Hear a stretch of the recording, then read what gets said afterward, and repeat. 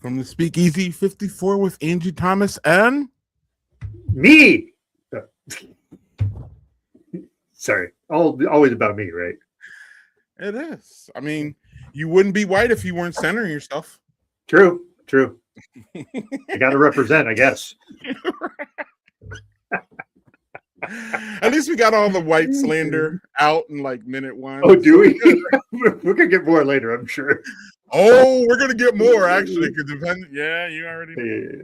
Speaking of white, oh my god, Doug, what do you have to drink? Because I'm all over the place here. Yeah. All right. Well, I'm going to start with the Mexican lager that I got here. This is from Bittersweet Farm Brewery out of Franklin, New York. This is called Arroyo, the Mexican style lager. Interesting label. 5.4 ABV. Mm-hmm. So start a little light tonight. I got a big Horkham one later, so I won't go to it. Oh. Yeah. Yeah. I don't know if y'all gonna like what I got. There we got a little Baron Flow glass. That's appropriate for the guest. I think so.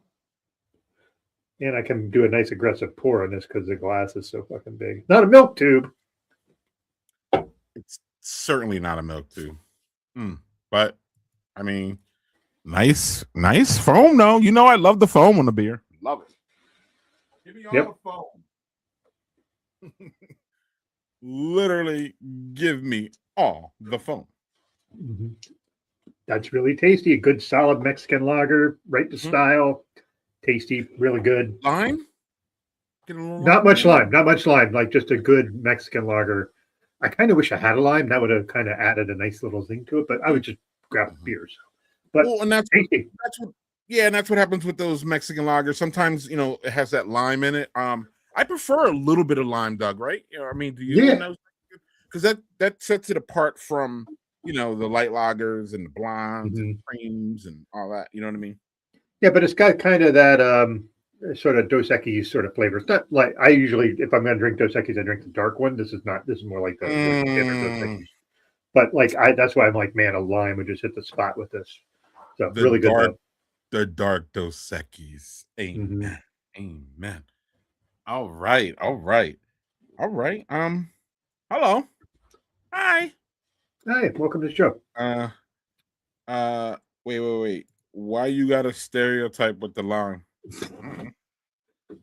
Really? I don't know. Because I started the whole thing with, started the whole broadcast with white slander. So I might as well just, keep it going. Yeah. What we are going to keep on going is it will be remiss, Doug, if I didn't talk about yesterday's we brewed our beer for the class of 25 collaboration. All those breweries there. Some of them couldn't make it because we had sickness and we had family things come, and that's fine. But we are all going. They're going to make sure that they, we get their kegs, and so Joe and I could run around the state in May, visiting them all. Shout out to all of them. It was a great time. So this was what it looked like after the day. We had just a really, really great time just spending together. And what Joel and I really loved about this was the networking that was done with the men and women here. The women here, which I'm very I just love that. Obviously, I'm a diversity guy, right? So of course I'm going to love that part. We ended up so this is what it looked like on the tank there. So it was just great seeing that, seeing my own and our own beard there, something inspired by me. So that's always great. This would not have happened without the guy on the left, which is Scott from Vault 202, and he's holding up his diploma that was designed by our own JHG.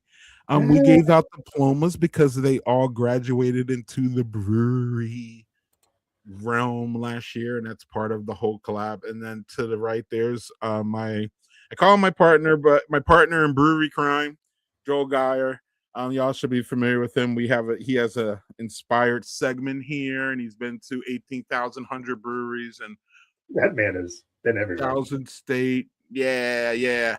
Oh, we do love it. We do love it, Daniel. We do. And Scott is just great. He Scott actually did his time, Doug. Did some time at Omegang. Oh, in my neck of the woods. Awesome. Absolutely. Scott is well traveled. He is just a smart beer guy. And he approached me about this. He started the collab by approaching me and saying, "Yo, why don't we do a collab?" And it's funny because I was like, he was like, "Why don't you were talking about doing a top 5 and you think that Vault was one of your top 5 from last year, which it was." And he's like, "Well, why don't we get them all together and we brew?" And I was like, "Dude, that's a weird idea." Like I didn't say that in my head. Love it.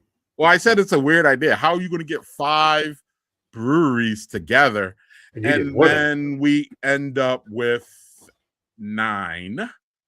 So, I guess at some point I brought into the madness. But Scott was like, "Man, we can figure it out." And at some point, Doug, I just realized that like if this guy who has all this brewery knowledge, he wants to kind of wrangle 9 breweries together, I guess we'll go in and wrangle 9 breweries together. So that was great. So then we networked and we had a good time. And then we started the milk tubes. Vault 202 has these things called milk tubes, y'all. And what it is basically beer foam. And it's in a tall glass and you shoot it down. And here is me and respect to all the brewers, but to me this is Tracy from Boulder Junction. And also look at the lady photobombing in the back. Hold on, Doug, let me finish, please. This is Tracy from Boulder Junction, and she's a rock star. And that is Sarah. I was getting to her. She's the owner of Mobcraft. And Mobcraft is one of those breweries that went out of business and then came back. So she resurrected Mobcraft from the dead, for lack of a better term. But Tracy and I are joining the milk tubes here. Tracy is this she's our third woman brewer in Wisconsin, woman head brewer. We have a bunch of other brewers, are women brewers, but they're not the head brewer, if that makes sense. So she's in charge of all of the brewing in Boulder Junction. And Boulder Junction is Northwoods. So respect, but there's not really for example, her husband always gets asked, when did he brew stuff? Like, when did you brew the first batch? And he's like, I don't brew, my lady brews. And y'all need to, at some point we're going to get along with this, that, women can brew and women were the first brewers. So we're not, we could probably talk to our guests about all that. But yes, Sarah in the back Sarah's is great. So these are the milk tubes, y'all, lining them up. We were just knocking them down. They're not like, they're beer foam, y'all. So like you could probably, if your stomach can take the gas, you could probably knock down. Well, how many did I knock down? A lot. A lot. a lot. You see it here. And I was talking in our SpeakEasy thing real quick, Doug, about how like I think this could be a really a thing for the young folks who are not drinking beer like we do. It's really more like a dessert beer, this foam. It's not like it tastes like the beer, y'all, but it's like it tastes sweet, Doug. The foam is sweeter than the beer is. And when you just put foam in it and then you just chug it like that, it just comes down like it's almost like a dessert. Like you're out, you're eating, you're having a couple beers, and at the end, you take one of these, and it's not gonna knock you out or zonk you out or anything, because it's not, it's beer foam. It's not really that much. It's not high ABV, I would say. Yeah. So yeah, they were fun. Everybody asks about them. I will drink them all day. But I just took a snap of me and Joel again with the work that we both put in, whether it be visiting, whether it be the networking, whether it be talking to the brewers, whether it be all the things that have to happen for a 9 beer collab. I couldn't have done it without Joel. It just would not have been possible. So shout out to my man. And oh, my bad. That was the last. That was the last slide. So question for you though. Is that? Yeah. I would suspect that it's the same as the beer, but I would also suspect that it's lower than the beer. That makes sense. Well, you're not getting as much. You're not getting as much of the liquid part, so maybe it's less. Right. And then you could really see that here. So on the bottom, there's some beer there, and that beer helps knock it down, but it's not. I don't know. I don't feel that it's. I don't know. That's a great question. And we should dive into that, but not now because we're gonna get to our guests. But it was great. It was fun. Vault was just an excellent host, Doug. We didn't pay for a thing, and Vault has banging wings, banging food. And Scott said, y'all go up and order whatever you want. And, we got you. So all the brewers were drinking milk tubes and ordering food. And it was just a beautiful, wonderful day. Then they did a cask ale at 3:00. And it was just like dry hop Saison, like, oh my God. And like, I had to get back because I had to get back to grab my boys and all that. And I was literally saying, fuck them kids on the way home. FTK. Well, listen, I don't even feel bad because they're not even kids. They're my kids, right? But they're not kids anymore. So, like, fuck them adults. Can I say? Well, anyway.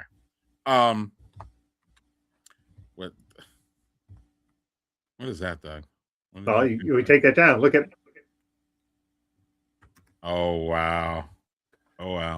Yeah. It's true. Yeah, I'm going to the Flannel Fest tomorrow in Janesville. So yeah, I'll be all flanneled out tomorrow. So yeah, Doug, it was a great time. Y'all be hearing more about that in May for sure once the event comes out. And Joe and I will be going to all of the breweries in there, but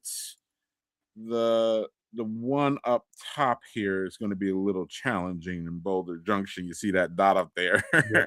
But as you can see, all those other dots are kind of close to each other. So we'll be able to really, do that. But I'm pretty sure I'll be at Boulder Junction maybe the week before. So I actually may get there, but maybe not for. So anyway. Just sort it out. I'm just happy, proud, wonderful that we were able to at least enable, the networking that was going on. They all talk to each other, and you never know what that leads to as far as brewery goes.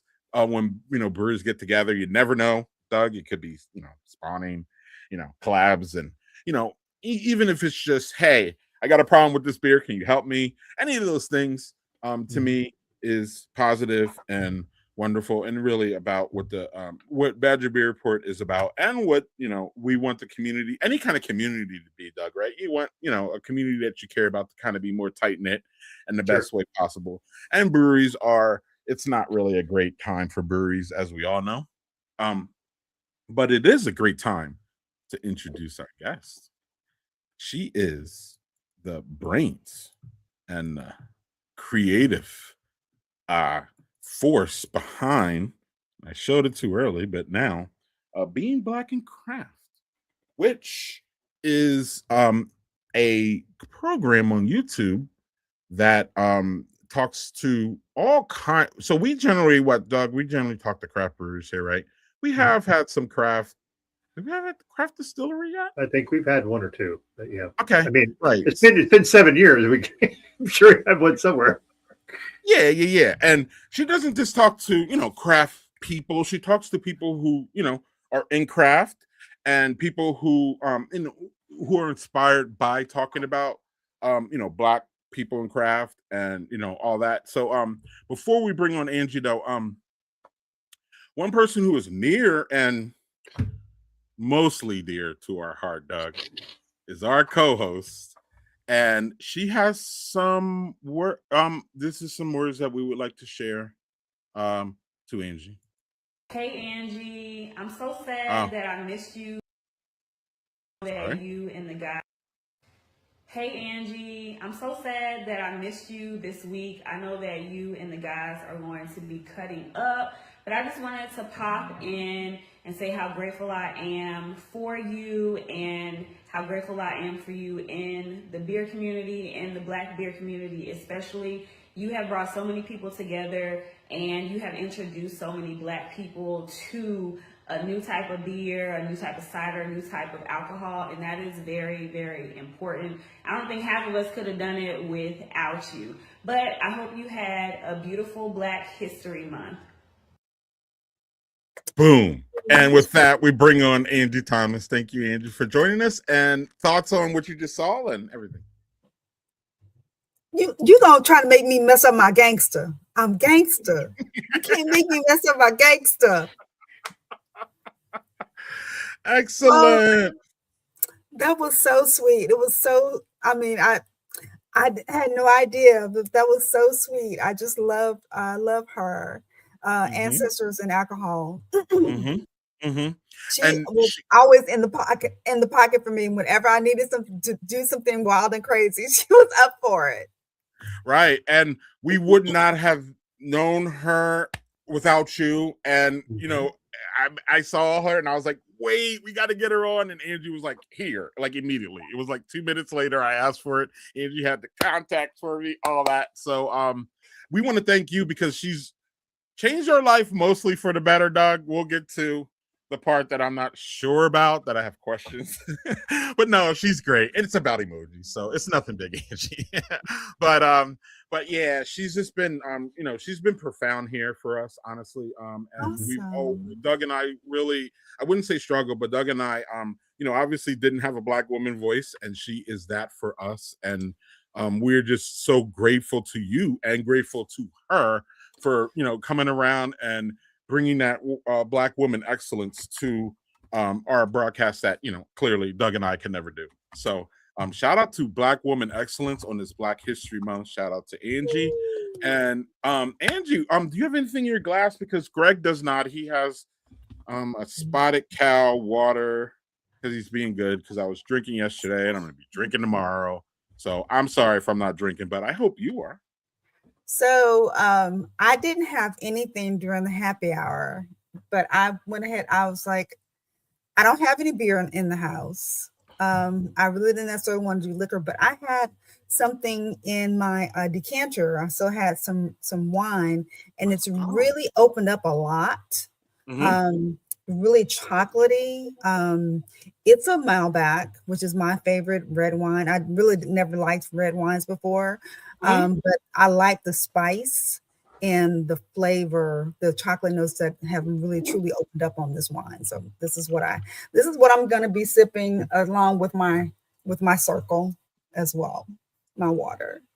Let's go. So tell everyone who is unfortunately, in my opinion, not understanding or knowing what being Black in craft is. And it's unfortunate because y'all need to know this. Y'all need to go and see what Angie does. But Angie, please tell us about it 100%. And then Doug, you have follow-up, buddy. So being Black in craft basically was something that started back in the olden days of COVID, when we were all stuck in our houses. Brandon Montgomery, who basically he wanted to just get everybody together, and we started having these conversations, just checking in, seeing how everybody was doing, what kind of beer do you have, blah blah blah. And then he was like, okay, I'm done, I'm good. It was like, no, we're really having good conversation, we're having these stories. So we ended up collectively trying to keep the momentum going and talking to people that were people of color that are in the craft industries, in the industry, and also trying to kind of maneuver how are you getting this done? How are you getting your supplies? How are you getting capital? And, instead of trying to reinvent the wheel, we basically shared our stories like, okay, this and this and this connection. And so that's how I kind of morphed into a conversation into being a actual podcast, because it was on Clubhouse. Clubhouse still exists, but I could see where it was dying. And I said, I have to get it off of there. So that's when I turned it into a podcast and kind of been doing solo dolo for the last couple of years. So I guess from 2020 until now, I've been doing it, basically doing with craft beer, but kind of morphing into all fermentation. So, yeah. So before we get to Doug real quick, where is that wine from? Daniel would like to know. Ooh, I don't know, because I've had it for a minute.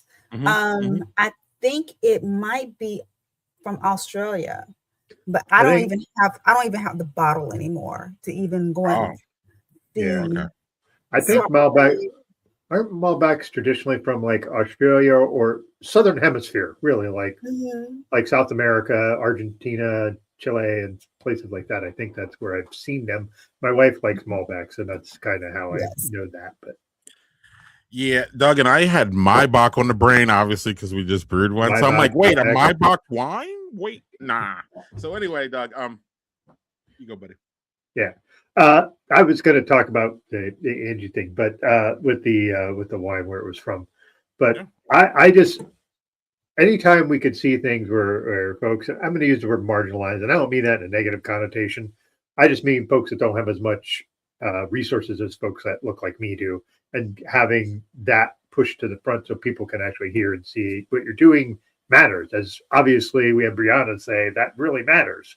So I know it's sometimes it like even Greg and I have had moments where like, man, not many people are watching, but like some people do, and you're going to reach people that need to hear that message. And I think it's really important that you keep bringing those folks to the fore, so we can all learn more, because that's important, So not really a question, more like just thank you for doing that, because I think it's really important. Appreciate it, because it seems like I'm talking in the abyss and just trying to y'all know how it is, trying to get guests and trying to make sure that they come and that they show up and that, you remember to press record. I had an amazing interview. I forgot to press freaking record. Oh. I just could have died. I have nothing to show for it. I mean, and we were getting it. It was just amazing. So yeah, you can't really recoup that after it's like gone. There's like a certain sort magic.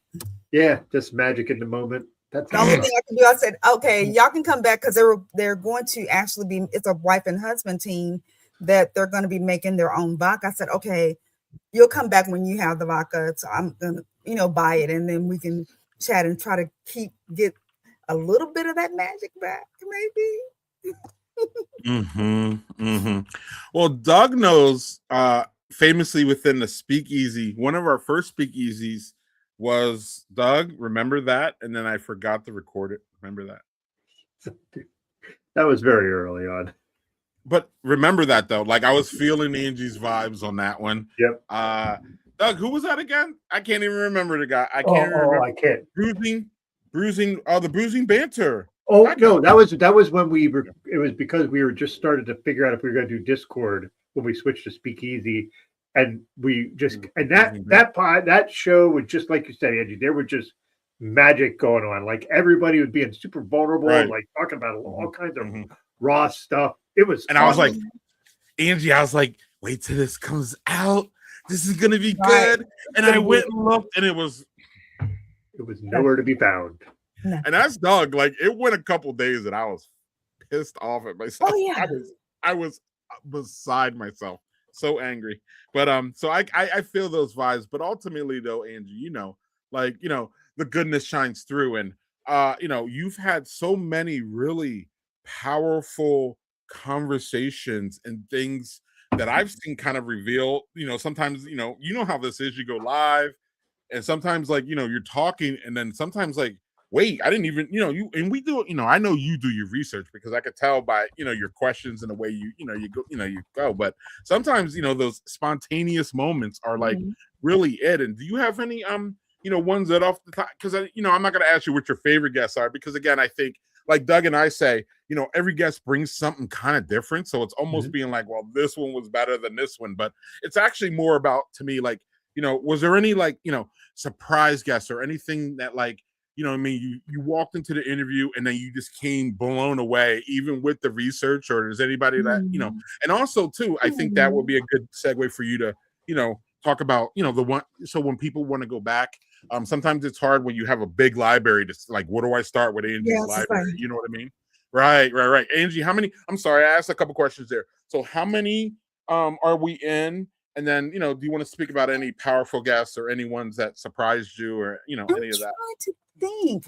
Honestly, that's one thing that I messed up royally on was trying to categorize the number of episodes. I've messed up, and I was just like, okay, I'm just gonna do, this is session, for 2025 or 2026, kind of like that. I'm trying to think who was just like so memorable, that just had me on the ropes as far as like thinking. I think probably one of the best ones that I remember was the one that I did with a friend of the show, Bruce and Banner, with Lou, and we had a psychologist on the show, Mo, and we were talking about just everything, with being vulnerable, talking about our parents, talking about being, me being an only child, and as me and Doug were talking about before before we got on death, because it's just me, so I have to basically like, yeah, you need to know where this paper is. This is where our plots are. This is da da da da da. I was like, I don't want to hear all that, but it's just the reality of life. Yep. And then dealing with, being single, wanting a mate, stuff like that, because mom was like, oh, I just want someone. I want you to find someone very soon and just get married, because I don't want you to be alone. But, she doesn't know that the dating pool has pee and poop in it. So it's on fire. She doesn't know that. It's not like it was in 1970 where they just went and got some chicken and they fell in love. So, Yeah. I don't know. Pee and poop in the dating pool. I'm not even gonna go there, Doug. It's on fire. Listen, everybody I know who's dating now and just talks about like dating apps, it's just like a dumpster fire. And I'm like, man, I am glad I am married. I am not in the midst of any of that nonsense. I don't have to deal with any of that. Mm-hmm. I just go to the gym. I don't even. I just no, Tyrese, but not directly, but just in general. Just in general. Just, see, and Tyrese has the ghost. Yeah, a lot of guys love to ghost people. So I don't know, Doug. You follow up. You're probably not going to follow up with the dating because you're lucky you haven't dated in like a bunch of years. So no, good on you, buddy. I'm not going to. So there's that. But you're still dating your wife. Well, we don't view that as dating. I mean, we're honestly, Greg is, and I've said this many times. Greg and I are like, you see me and Joel together, and we are like on top of each other all the time. Like, it's so romantic. Okay. Yeah, I'm very we're very into each other, which is a good thing. But that's a very good thing. Yeah. So Doug, are you romantic though? I can be, and there are times when I'm also very task focused. So sometimes I forget to be in this. Like, okay, tomorrow is Joel's birthday, and I have a gift for her, but I did.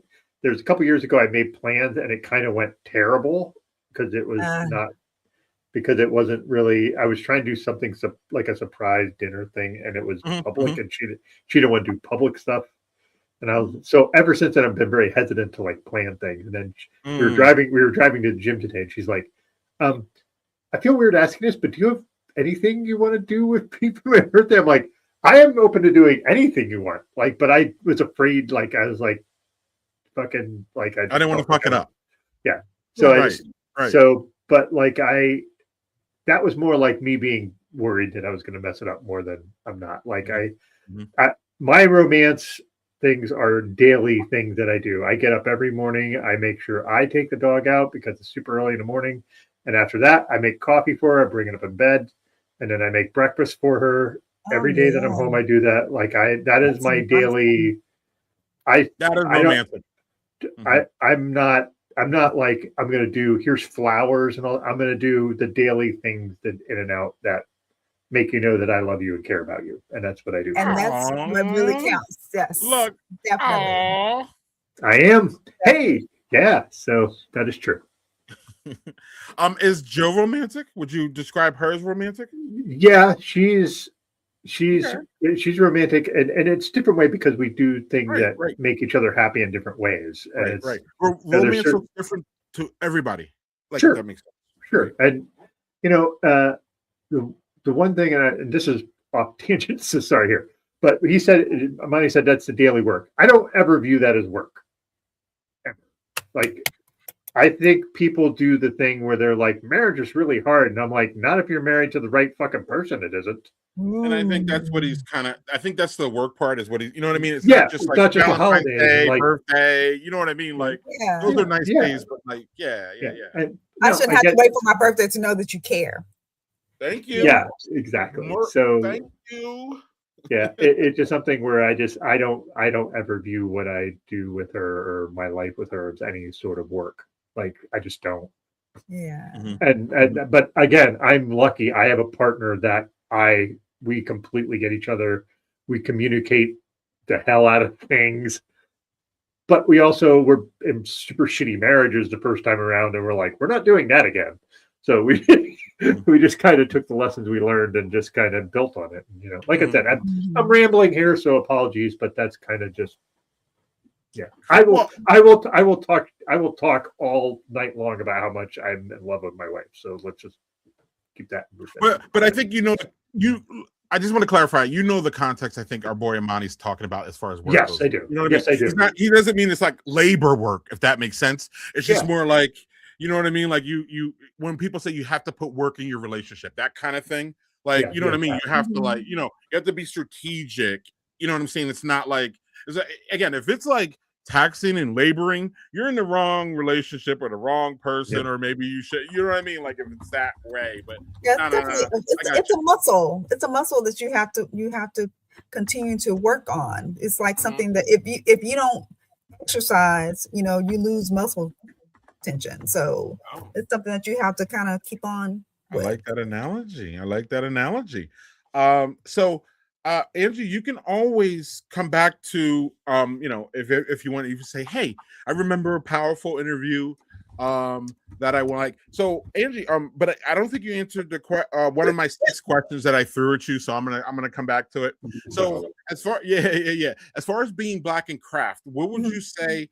Again, because I got this question once recently, Doug, which was I went on your website and like it was a Badger Beer person, right? And they found the Badger Beer people. So Badger Beer people are over here, and Daddy Porter people are over here, and generally they don't connect. But Doug, they've started to connect. And one of the things is someone's asking me, hey, I saw all your Daddy Porter stuff, and I saw you doing Brothers and Booze, and I saw you were doing Speakeasy, and where do I start if I want to like kind of consume all this? And I'm like, first of all, do not start at the fucking first episode, because that was a train wreck.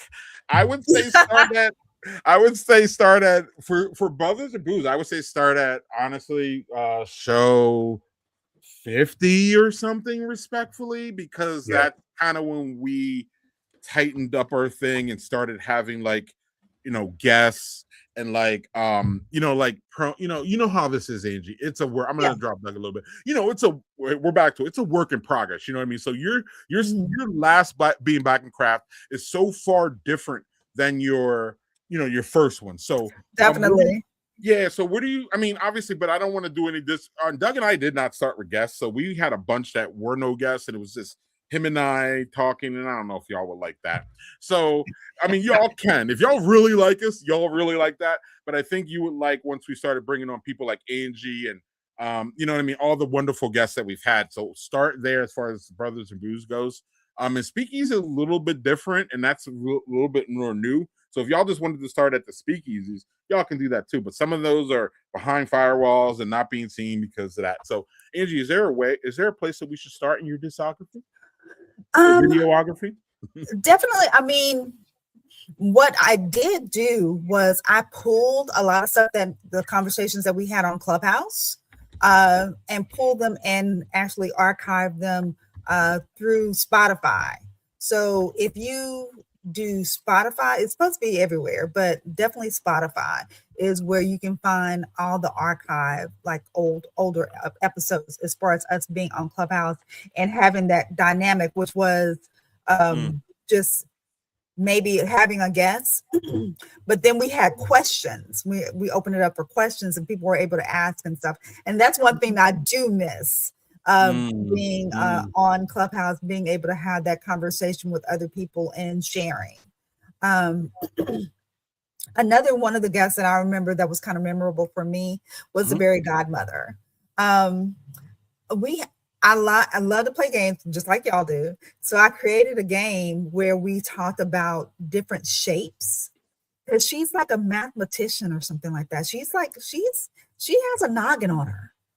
And we talked about different shapes, and I wanted her to tell me what that particular shape, what kind of beer would that symbolize. And I've got some trapezoids, like octagons and stuff. And she was ripping through there. She's like, I really like this. And she said she's going to use it when she does her beer classes. So that was really fun doing that. Cool. What's up, Doug? You gotta follow up in a second beer. Yeah.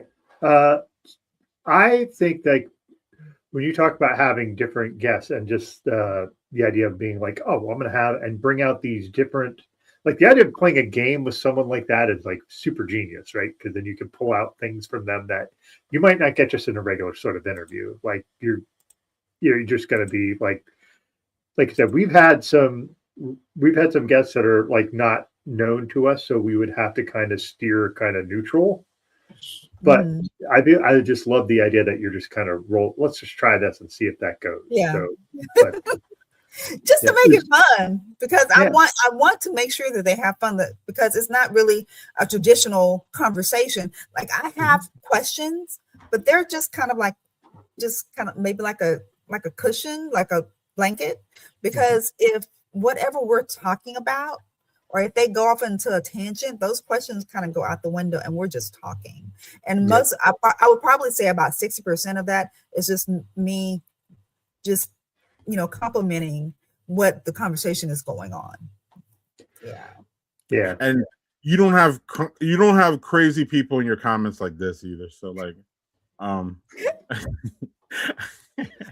my gosh. Or he always watches our first episode.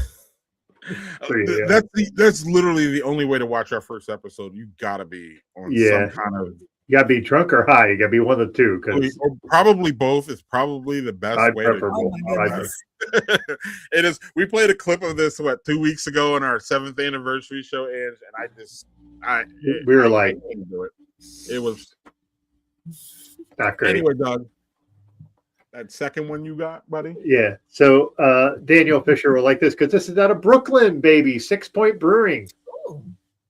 Oh, here we go with this Dubai chocolate. It's finally made the breweries. Can you do the Dubai chocolate, Angie?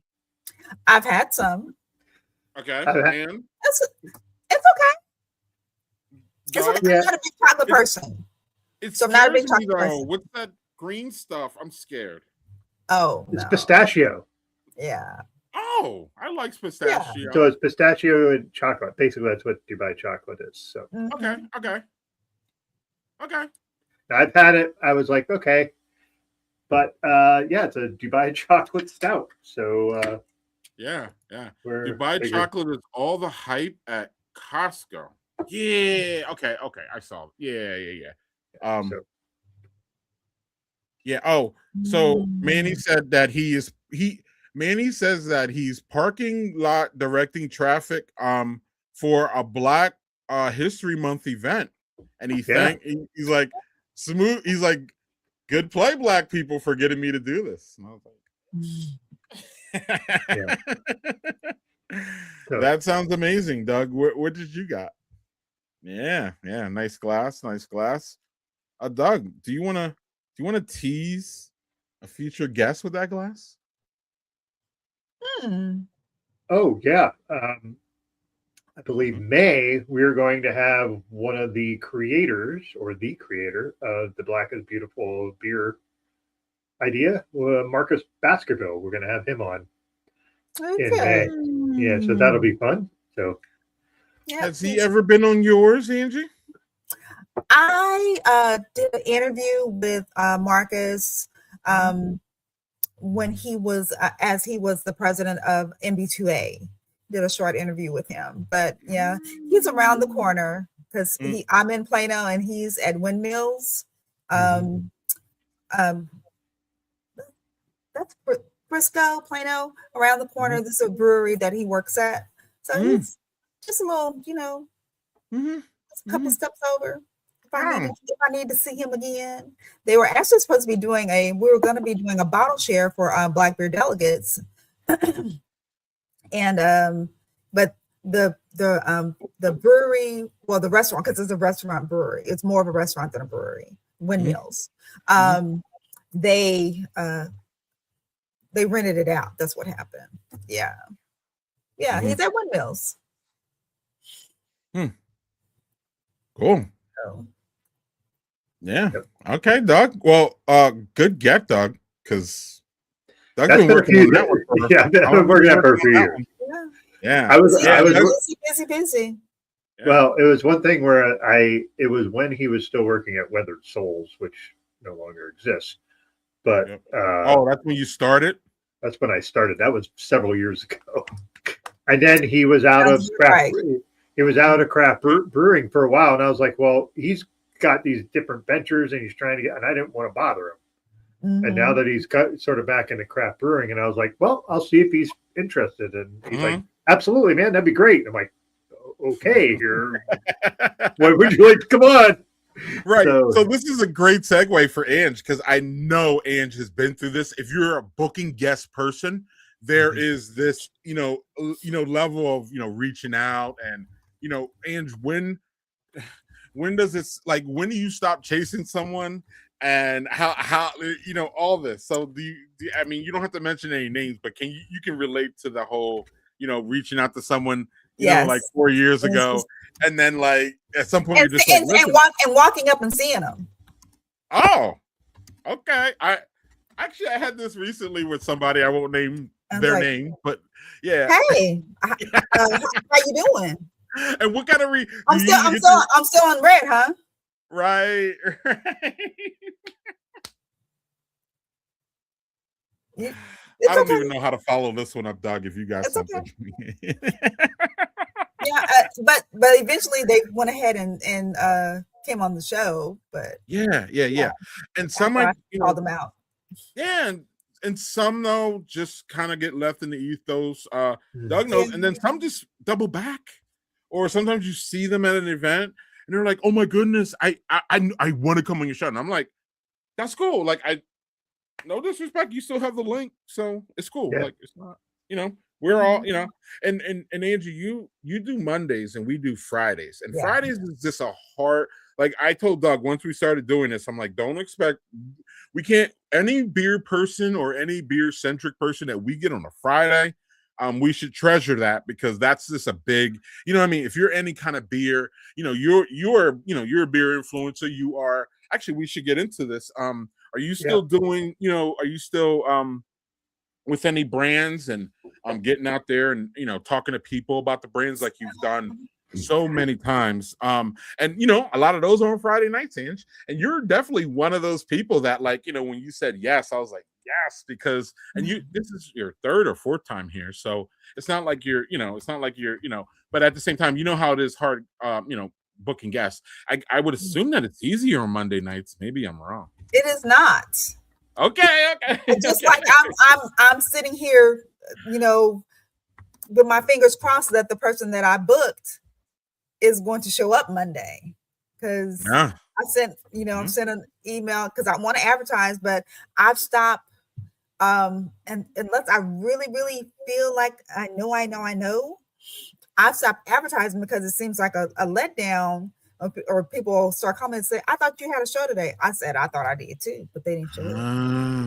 So I just, I put a reminder, give them a link, give them an official, hey, this is your day. Set up a Google link with the link to get in. Send them a reminder. This is a gentle reminder.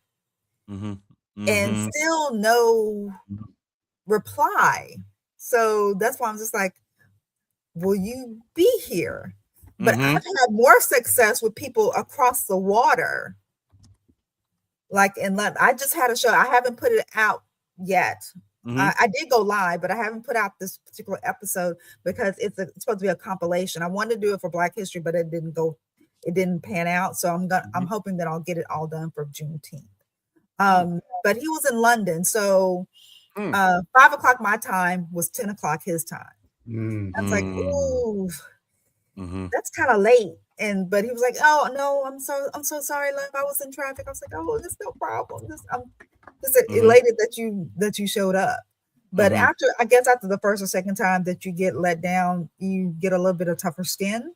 But I haven't done it to where, and I think I'm gonna have to do this where it's just the two of y'all. I'll have to go solo dolo and just do a show. Maybe it's not an hour, maybe it's 30 minutes of me just giving out beer news, because the stuff that's going on within the community, really all over, that people that I usually share the news on that Monday, and I haven't been able to share stuff. So it's big things like Funky Town. They got like big $1 million contract from Chicago.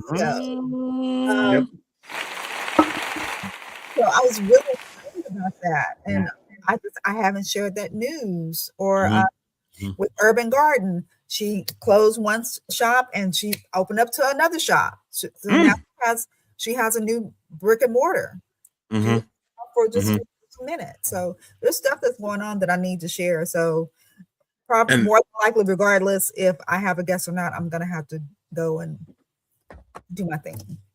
Two things I heard here, and then I'll let Doug in. Number one, Doug and I struggle with this too, which is past guest news, basically.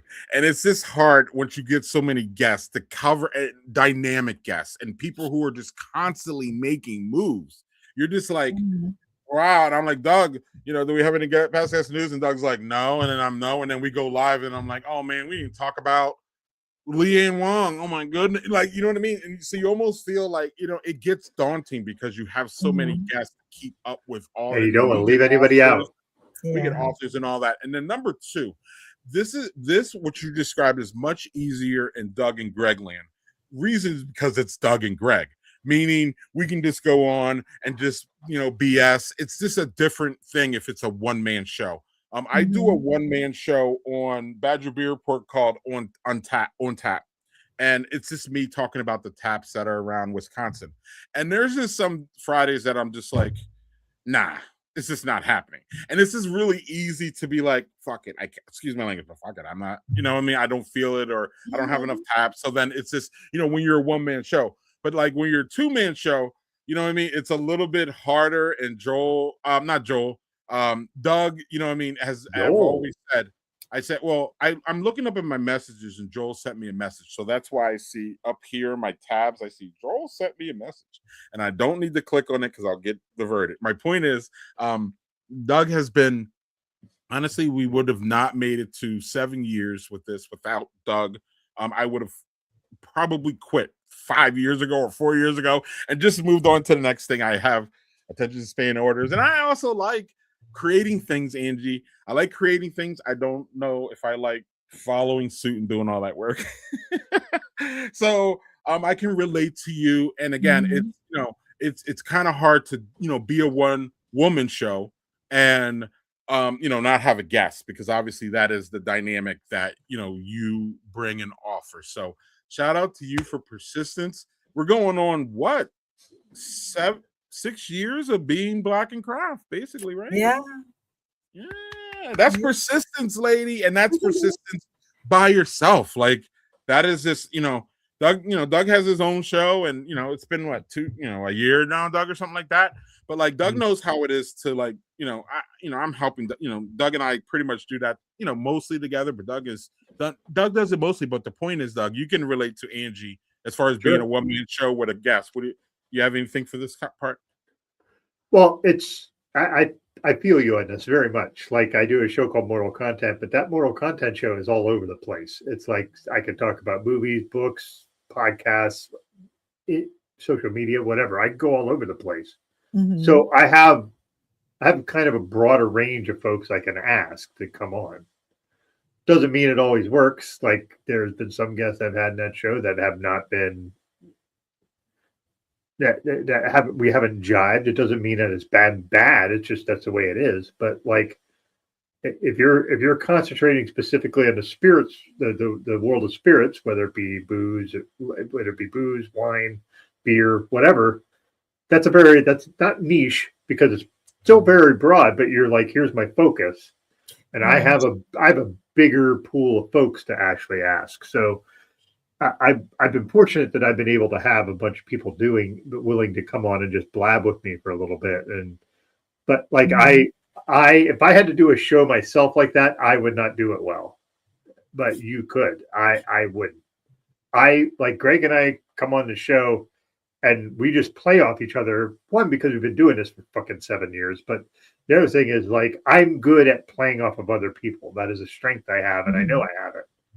And like, there's a lot of times there's times I've come to show and I didn't know the guest, I didn't know anything. I just came in and I roll with it well. And that's just something that I do. If I had to do something like just by myself, I could. It would not be to the quality of what Greg and I do on here. I know Greg and I always poo-poo it and say we're just kind of dopes, and we are, but like we work this really well together because we're very good at playing on it. So Right. And it's that chemistry, right? Right. Yeah, Meyer could be like, I'm going to take 30 minutes. Here's the news. And that is a really specific skill that I don't have, and I admire. Mm-hmm. Mm-hmm. And with my Badger beer stuff, Joel and I riff off each other now. We're actually getting really good at it. It took us a while to get some chemistry, respectfully, but like for us too. Yeah. So right.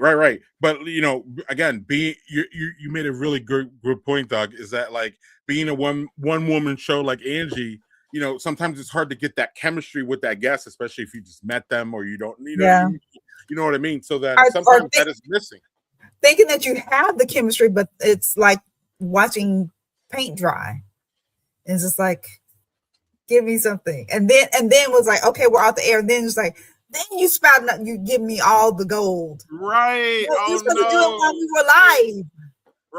Right. So with us though, it's an interesting dynamic to post because most of the time people are drinking. So then the post game sometimes is like, it's wild, and you're right. And sometimes we don't want that ish on live, Doug. We just can't. Sometimes you want to keep that behind the closed door a little bit. Yeah. Right. So it's actually the secrets, the things are like, oh, I couldn't share this live, but I can tell you. So then I really do feel like a news person, like this is off the record. Mm-hmm. So I have to keep those secrets. Yeah, I got that last night. I got that yesterday at the beer thing, Doug, or at the brew. I walk in and there's a malt guy, he's like I think he's a malt guy. He's a grain guy. He brings the grains to the brewery, so he knows all the breweries. I walk in, Doug, and he's like, "Oh, you're Greg from Badger Beer Report." Basically, he's like, "Everything I say is off the record, bro." And I was like, "Okay, all right, okay, well, we'll go like that." And then he proceeds to say all this stuff that I would love to put on the record, Doug, and you can't because he said nope. Right. And then I got called a journalist too. So I was laughing. So I don't know if y'all saw my post on Daddy Porter. I'm not an alcoholic. I'm not a journalist, and therefore I'm not an alcoholic journalist. But so people have been calling me an alcoholic forever, so it's fine. I've embraced it. I've embraced it. Like, how do you drink all that without? Y'all don't understand tasting and all that. And so whatever. We're not gonna go down that rabbit hole. But Angie, so before we move on to sillier stuff, and we may not get back to being Black and Craft until the end, where do you see, being 6 years in? Doug and I had a conversation the last time we were at Barrel and Flow in Pittsburgh, and I was like, Doug, where do you see this going? Like, how do you ever see an end to the Speakeasy or the Brothers and Booze? Do you see an end? And Doug's like, no.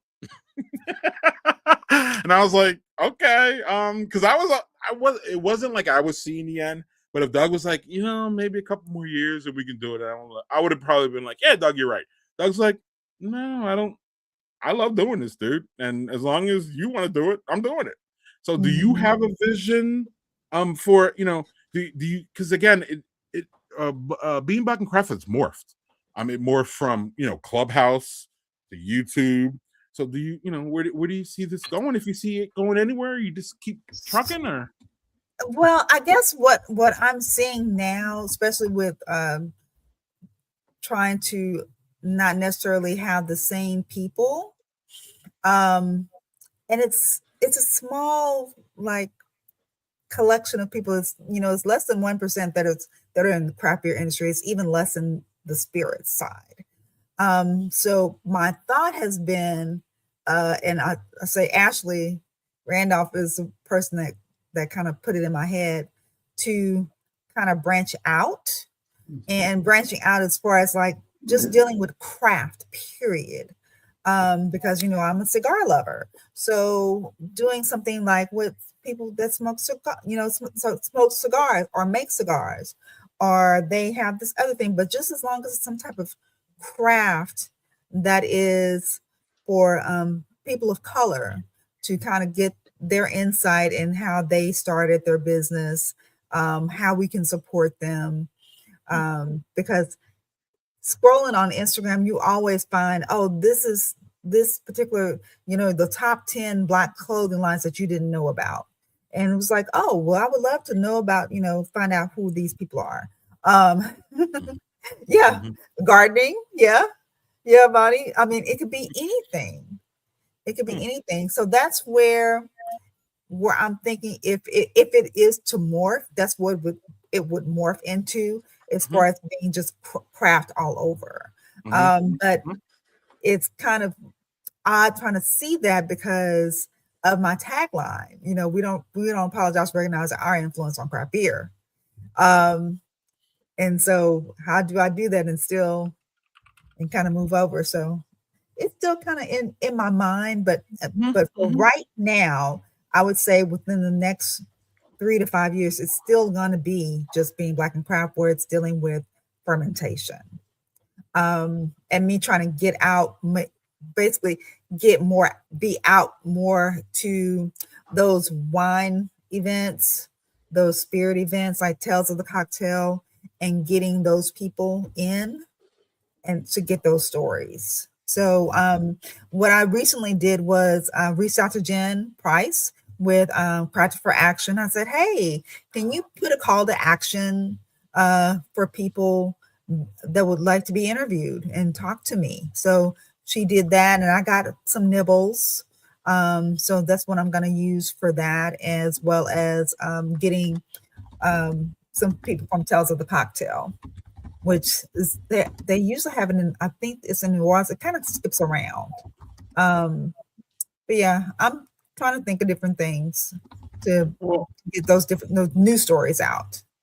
Well, that's good, because I'm hearing that we're going to be getting more and more being Black and Craft. So, yay! Doug, you got somebody? Yeah. Sorry. So I like the idea of branching that out, because craft just doesn't mean craft beer, craft liquor. Craft could be a lot of different places. It could be like Amani mentioned, gardening. It could be, hey, I'm into crafting. I'm a quilter, or there could be so many derivatives you could use for that. And I'm here for it. I would think that yes, the thing is you go, well, there's 1% of brewers and less than that, and liquors and wines and things like that. Yes, that is comparatively speaking a relatively small sample size, but you have an opportunity to kind of make that even bigger. And that's that I can just I can absolutely see you doing, like when I do things like and not to make it about me, I'm just saying in Mortal Content, I will do things where like I don't know shit. Like Friday this month I had a romance writer on. I know nothing about romance books, and I had a writer who wrote spicy romance books, and she came on, she talked about it, and it was great because I learned from it. And I feel like I could see you completely doing that, just really owning the shit out of that, and just doing it with folks of color who are doing different things. And this, I don't know.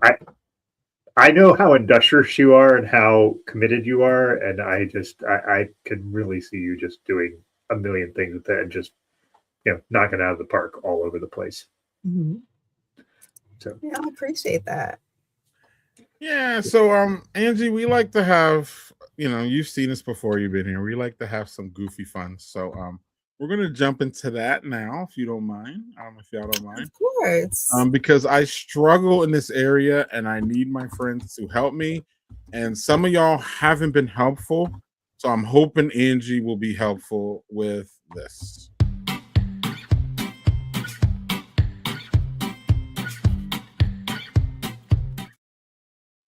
So I mentioned that our wonderful or mostly wonderful co-host Brianna is I don't know if you've seen last week's episode, but it was a whole hot mess, and it was a mess that she started, and she needs to own up to this mess. Angie, I'm kind of where Doug. I think we're almost at the point where we have to start this with this one, because this one is so, excuse my language, motherfucking, I just can't do it. So Angie, let's start with, what does this mean, and is it good, bad, indifferent?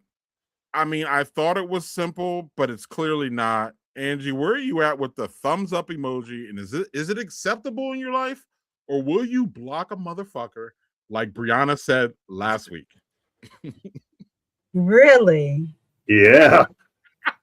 Doug, you want to tell this a little bit, because I get triggered and I can't. Doug, I get more triggered than Doug, and Doug gets triggered. Is it a thumb up the ass? What? I mean, I can't imagine what it is. What it's supposed to be. Then it'll be like, well, when two consenting adults are together. I mean, I don't know. Doug, if you don't mind, Doug, if you don't mind explaining this one, because explain before we get to the Brianna part. Doug, go to the part that Doug has his triggering thing on this too, and this is wild, Angie. This is not straightforward. Doug, where did Doug's angst with this started years ago at this point, Doug? Did. Right. So Doug, you tell yours, and then we'll get into Brianna's. Yeah. So basically, people of a certain age, like you, me, and Greg are probably of a certain age, right? So it's not just me. It's like, all right, cool, great, got it. For my kids, that is very passive aggressive. What? It's almost like saying, like if somebody texts you something, they're asking you a question, you just go, okay. They view that as that. Oh. And Brianna's in her 30s, so Brianna thinks that is a problem. And I was like, it is not inherently passive aggressive. I will fucking die on that hill till I die. But Brianna's like fucking hates it. And she was like, all right, well, I see these messages on Instagram, and then Doug does a thumbs up, and I'm like, and then I realized, oh, it's Doug. It doesn't mean anything. And I'm like, it doesn't mean anything anyway. Like, right. So that's the controversy. The controversy is generational. It's generational. That's how I view that. So that's like that 6'7" bullshit. I don't know anything about that. I was like, and it's not for me to know. Yeah, I'm exactly. 55 years old. Whatever they're doing, as long as they're not hurting themselves. Mm. Like, so she said, look, if so to me, if Angie's like, especially here's a great one. I when to get Angie here, I was like, yo, Angie, I would love to have you at Black History Month. We got one slot open. Can you make this? Blah, blah, blah. And Angie, is a busy lady. And sometimes, it took a couple days for her to respond, look up her thing and do all that. And then she was like, yeah, I'm in. Just, give me a reminder closer so I can put it on my calendar. I got a lot of things going on. And I was like, thumbs up, Doug. And I was like, okay, that means I acknowledged it. And like, it's thumbs. I'm happy that she's there. Brianna said, no, you need to respond to me. And a thumbs up emoji is not a response. It's just like you're blowing me off. And I was like, wait, what? And it was this whole, I just can't, Angie. So Wow. Right. And then she said, like, I'll block y'all. I don't even care. And Doug and I just lost. And I was like, all right, guess what? You're getting all the thumbs up gifts that I can send you right now. And said like, so he went over to our thread and then we talked with Brianna and he just started thumbs upping like every. Because I'm an antagonist. You are in the sensible group with this, and we won't offend you or have you like trying to come at us at a conference because we're going to be down at the Barrel Flow and Brianna's going to be there. I don't know if you know that, and so I may be Carol's on the Bayou, yeah. Yeah, we may be in trouble. Y'all going to New Orleans? Yes. Okay, good. Because I'm not. Me and Pittsburgh is too far. It's too high. But I wouldn't be too far. Mm-hmm. You coming to New Orleans? Yes. All right, then you get to meet my wife that I talked so lovely about. She'll be with me. So.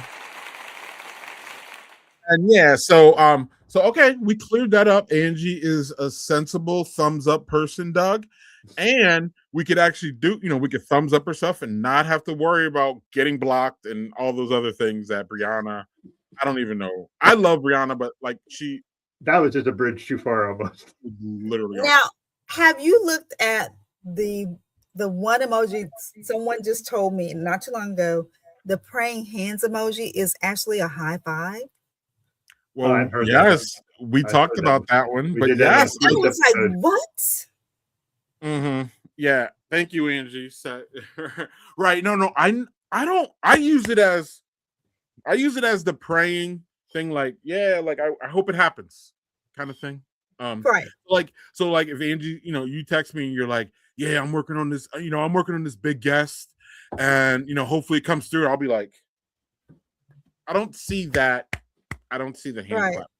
I don't. Right. So now since we got through that, this is one of my favorites. I don't think we did this one before, Doug, right? But this is one of my favorites, or did we do this one? We did this one, but I'd love to hear Angie's take. Yeah, okay. Yeah.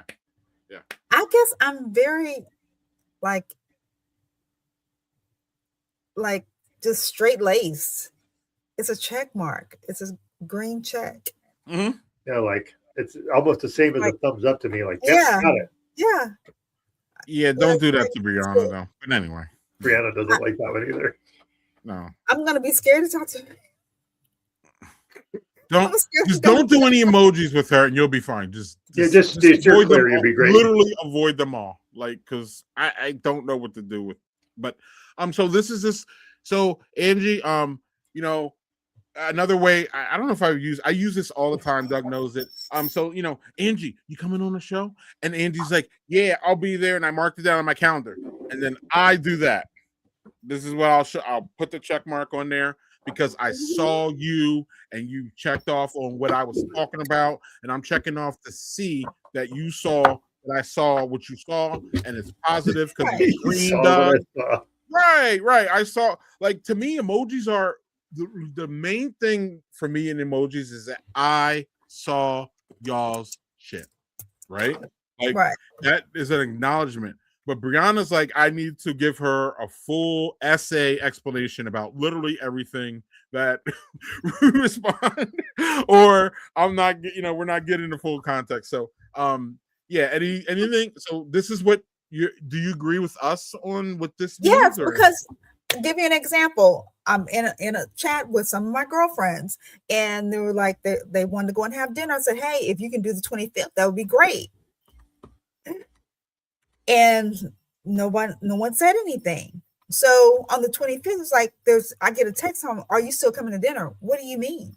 Because no one put a check or a thumbs up to it to say it was okay. So I figured it was like, oh, well, we can't do that.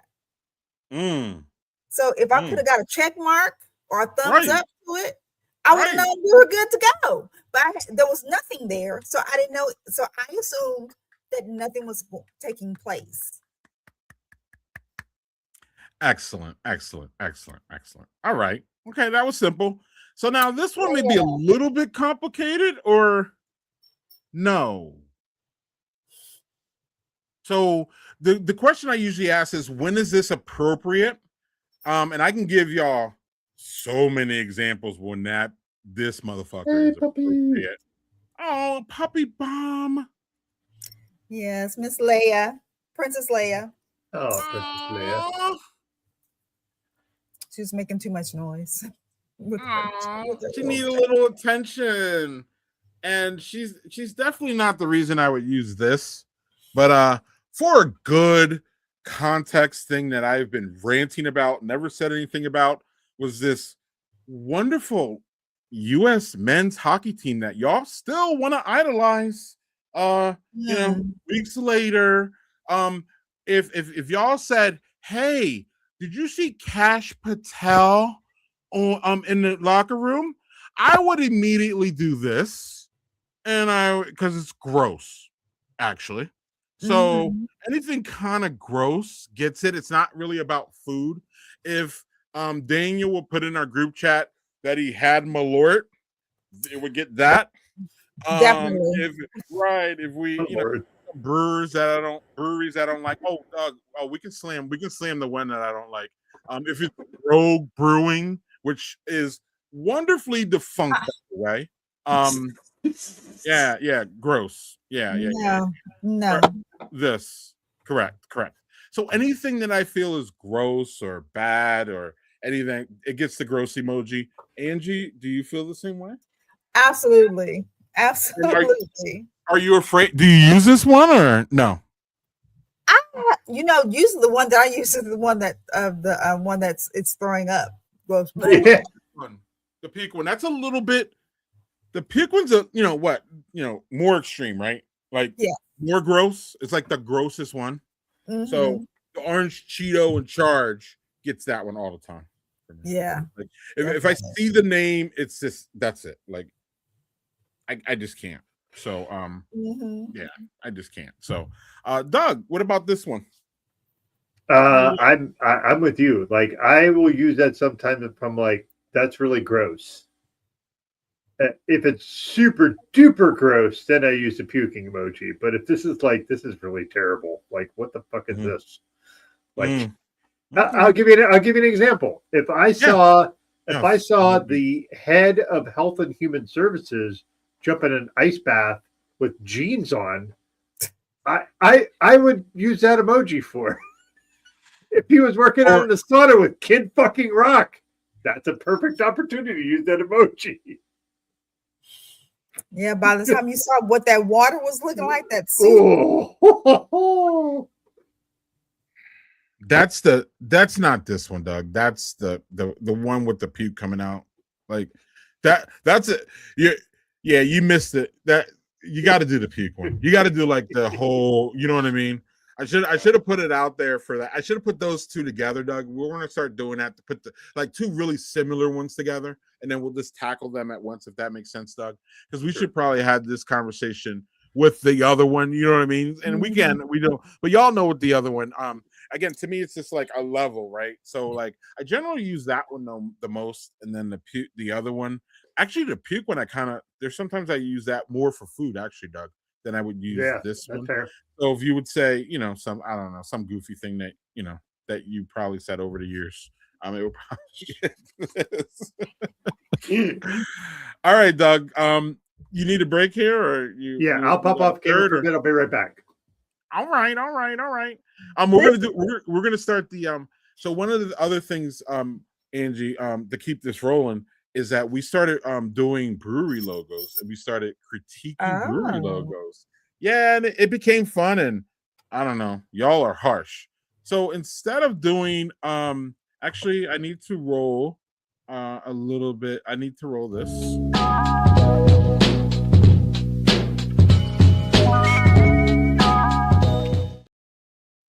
Yeah, that's my partner Joel, partner in Badger Beer Report, Joel, and he's been to 50 states. He's been to Wow. almost 1,500 breweries in 50 states. Wow. So he's inspired us to look at logos, and he normally sends me them. I asked him, I say, send me some logos.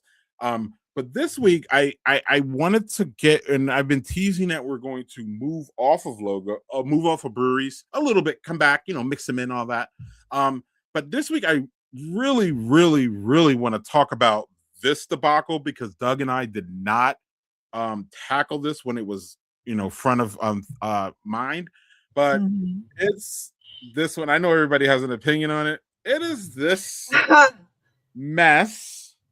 And I heard that y'all didn't see Angie's reaction because unfortunately I kept it up. But Angie, let's speak on all of this mess. I see that wonderful smile. So we're just gonna let you go. And if you want to talk about the new one, the old one, the controversy, what's the problem, any of that. Yeah, let's tackle this one. I think what makes me giggle is the controversy of it all, because I know that I have a lot of friends that go to Cracker Barrel. I've gone one time, but the whole just, I guess, aesthetic of it, looking like an old timey place to go into, and then it's just like you're stepping back into 1940. I don't know. Thank you. I don't want to. I'm sure there's somewhere else that serves grits and eggs. I'll take my Waffle House. I'll go to the Waffle House instead.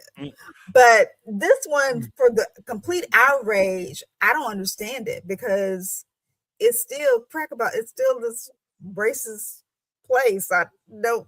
Why do you have to have this old man there? What made it so different? But yeah, it was. Ugh. It's not even a white guy, because weren't white people pissed off about this, or? Yeah, they were pissed off just completely about it, about that person wasn't, that image wasn't there. Because it wasn't black people, right? Like black people weren't mad. I didn't see that. I saw that it was. So the resident white person in here needs to answer. So well, first of all, before we get to before we get to your opinion on whether it was good or not, or whatever, why were white people, and you can, Doug, you can speak for all white people here. We're good. Oh, again. Mr. Cracker was gone. Doug, you can speak for all white people, because that's what we do. We speak for everybody here. Doug, why were white people mad at this? Do you understand? Did you get it? And I know the white people that didn't like this aren't Doug's favorite. They're not my demographic. You definitely don't know why, but you're gonna have more insight than Angie and I, clearly. I feel like the people that bitch about it are the same people that think that Democrats are evil, even though they're pretty ineffective. It's just, what do Democrats have to do with this, or what do nothing? Okay. Listen, hear me out. Okay, my bad. That's change. They don't like change. There's change. You don't need change.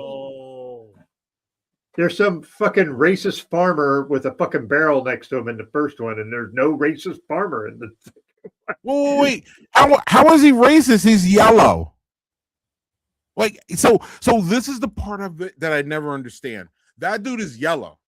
So y'all made him white? Like, of course he did, because the presumption is the guy's white. The presumption is because it says cracker and barrel. It's some Pepperidge Farm remembers shit. Somebody said that. Right. That Daniel Fisher said Pepperidge. That's the fucking presumption, is because it's just some white dude, and there's not a lot of black farmers either. He looks like some hayseed from the. like Yeah. I mean, he definitely looks white, clear. I mean, the an projection is white for sure. old country store has a very specific Yeah. connotation, does it not? Very, very much. Oh. I married my Oh. cousin. Yes, Angie. Thank you for saying it out loud. That was where my brain was. Mm-hmm.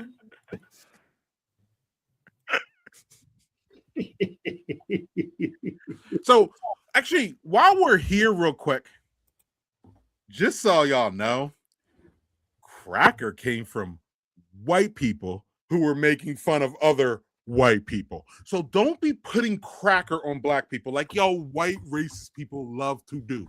We didn't start it, and we use it only because y'all started this shit. Y'all started the Cracker shit. Go to any of your AI or Google and anything, put it in, and you will quickly find out that we ain't in charge of that shit. That is literally white on white crime. So enjoy your crackers, guys, because Cracker, I especially during this dust up, Angie, I don't know if you saw it. There was the racist people coming out saying, well, crackers are, a racist slur. White people. Oh my God. And I think that's part of this, Doug, which is like white people know what cracker means. And we're not talking about the ones you eat. White people know. So then I think that was part of it for me, Doug, which is like they didn't like their cracker being changed. So do we have change? No change. No change. None. Well, remember, they hated Barack Obama because he was for hope and change. Remember that. Don't forget that too. Angie, you had something? No, I was just saying that it looks more sleek and like new, and so that they was like, no, absolutely not on my watch. By golly. And Angie's right. I didn't see it before she said it though, Doug. There's like a little removing of like that old school, like let's go back to the 40s where women and black people were way more repressed. Well, I'm not sure actually. Not sure actually, but there's that idea of the older, the longer we go back, make America great again and all that fucking horse shit, right? Is make America more racist again or make America more misogynist again. Women, right? Actually, the 40s were women able to have bank accounts in 1940? I'm not sure. No, actually, I'm not. That wasn't until the 70s. Isn't that a coincidence though? Because again, Angie made the 1940s reference, but no. We're not, like going back, Angie, made the 40s, which is a great reference, but it doesn't even have to be back that, that far. It just has to be back far enough that, civil rights didn't happen and, women's rights didn't happen and all of that. You know what I mean? So that new one, clearly removes that, that guy and that, I don't know, y'all nailed that old country store part. I didn't see that. To me, the new logo is better and it's more welcoming and it's cleaner and it's more scalable. And as someone who's been doing logos recently with our friend JHG, I mean, that's what you kind of want, is a sleeker, cleaner, less messy logo. And that's what I see on the right. So of course, respectfully, white people don't want cleaner, non-messier, generally speaking. They want everything to be messy. Look what they voted for twice. Any comments on the logo, the actual logo, Doug? As opposed to the shit around this one. The thing is one, I will say very, very specifically, I will never eat a Cracker Barrel because my wife's ex-husband had a quest to try to eat at every Cracker Barrel in the United States. Wait. Say that again because I missed it. I was looking at a comment and I shouldn't have. No. My wife's ex-husband wanted to eat at every Cracker Barrel in the United States. That was his goal, and he's a very MAGA guy now. Like, yeah. So, excuse me. Yeah, one. I don't even know how to cut. I look like Angie has something. So when you're done, I cannot wait to hear it, Angie. Oh, okay. No, all I'm going to trying to figure out why would he want to do that. Yeah, because he's white. They're literally all the same, though. What else? it just their food is not very good. It's very processed, and I'm going to stick it in the microwave and throw it out to you. And that's, hey, for some people, they like that shit. Eat what you like. Salt and pepper to taste. Yeah. Well, can you please put that? We need to put that one back up. Yeah, the Cole looking at his wife with another man and a black man. No less. It's gonna be that. It's gonna be ha ha ha.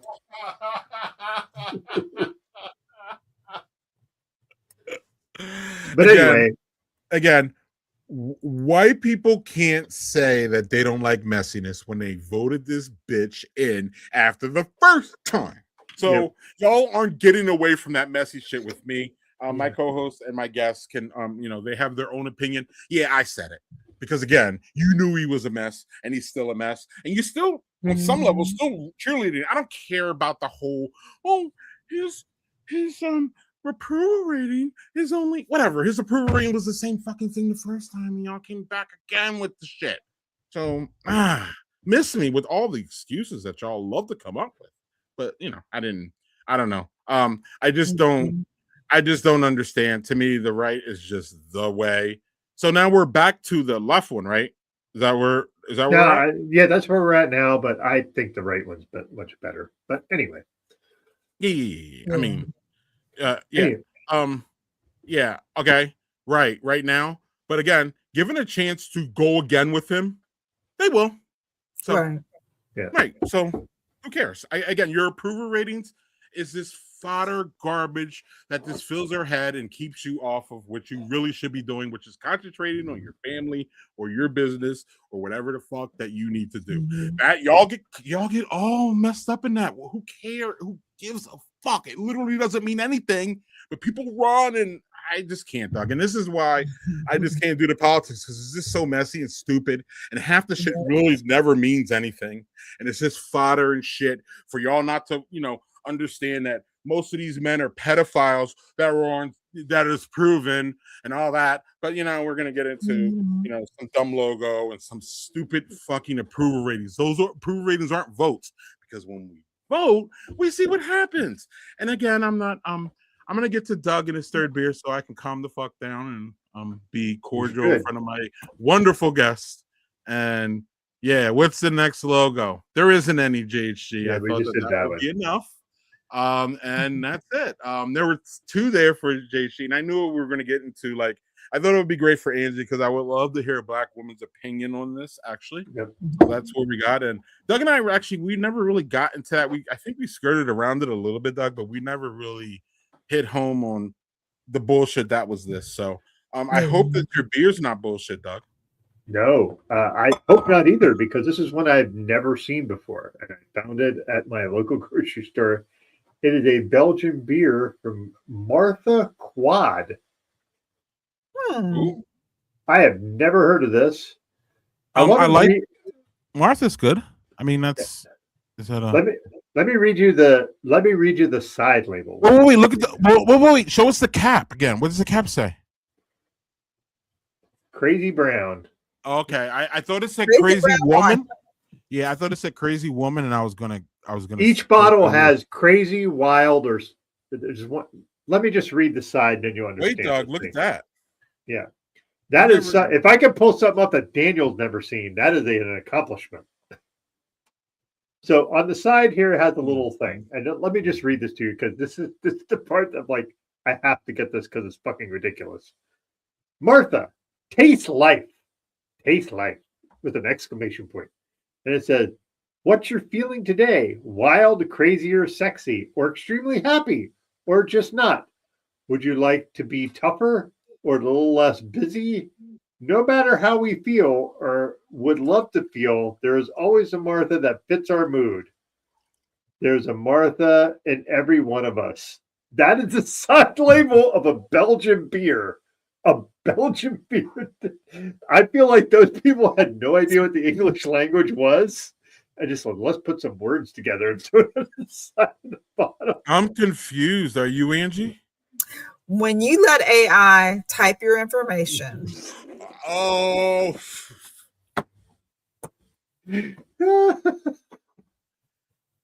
That's what you get. This is why y'all gotta listen to Black women. They know everything. They literally have the key to every problem that we have. Look at this. Why did you say that name? I'm missing the reference to that. I got it, Bonnie. What did I miss? Batman, Superman. Oh, Remember? okay. Mm-hmm. His name's Martha.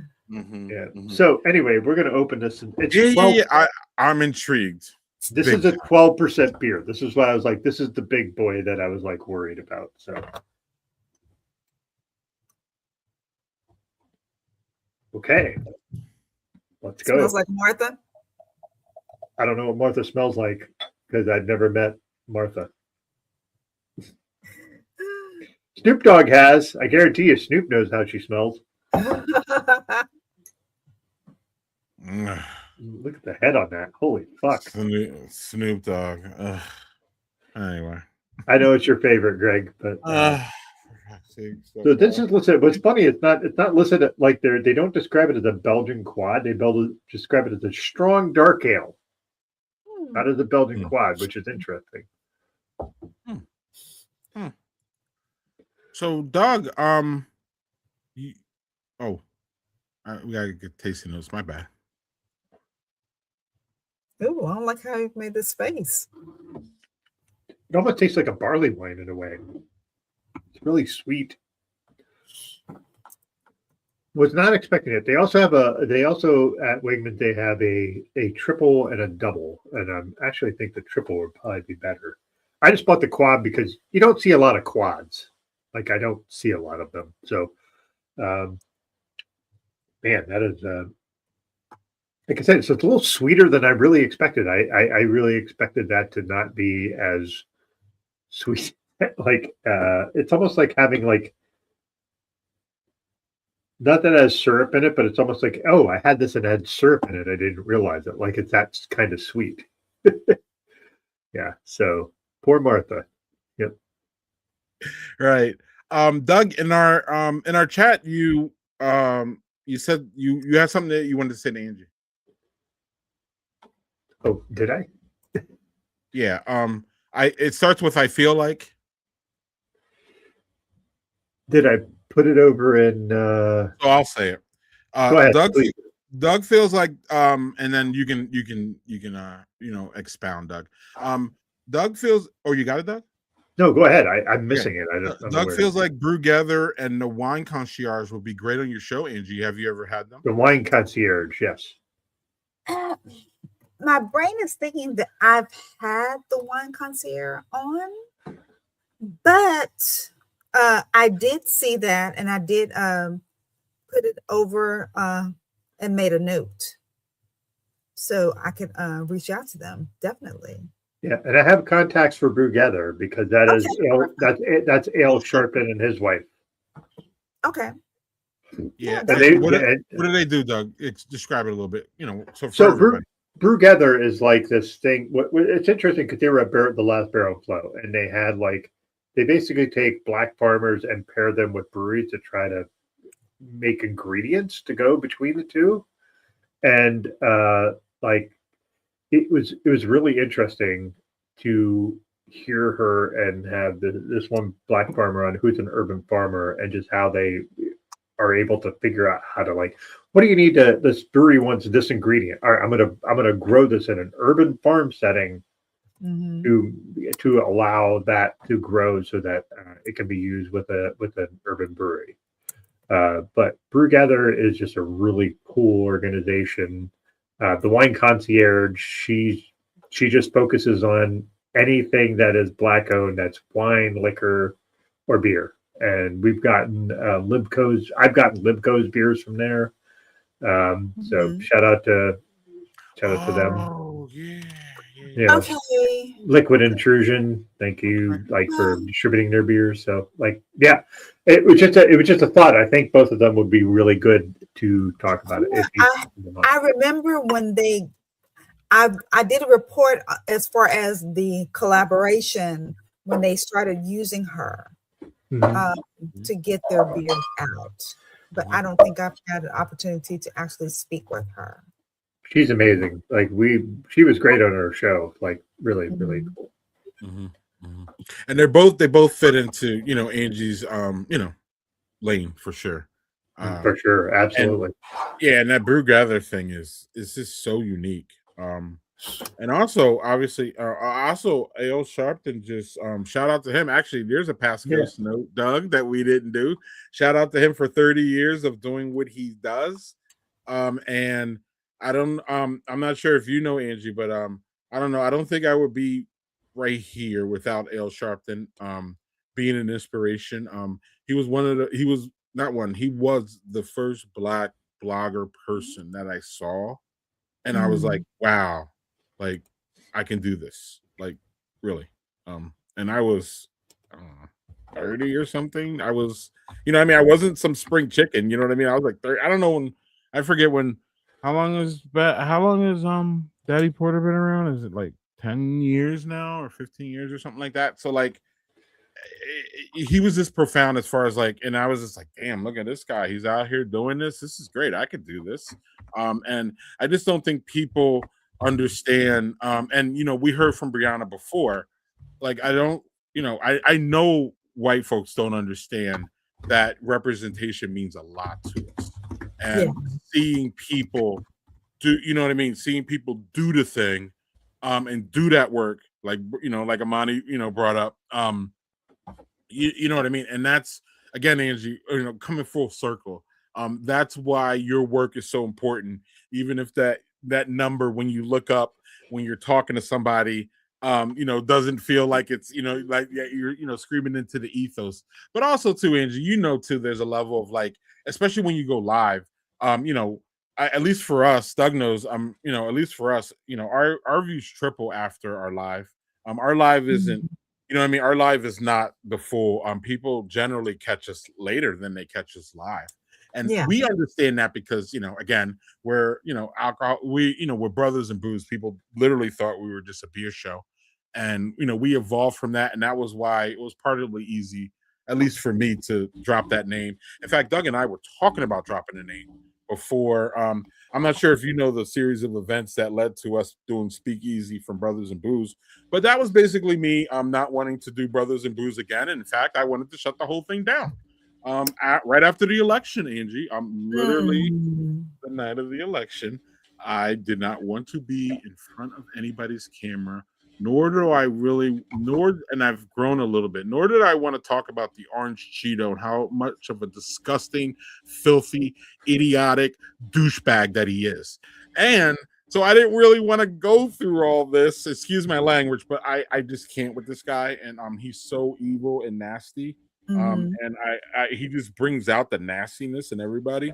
And I waited a day, and then I told Doug I wasn't really into doing this again. And then I waited another day. I'm pretty sure it was Thursday of that week, and we were supposed to go live Friday. And I got on the phone with Doug, and I was like, we shouldn't do this because we can't lose our community during this time.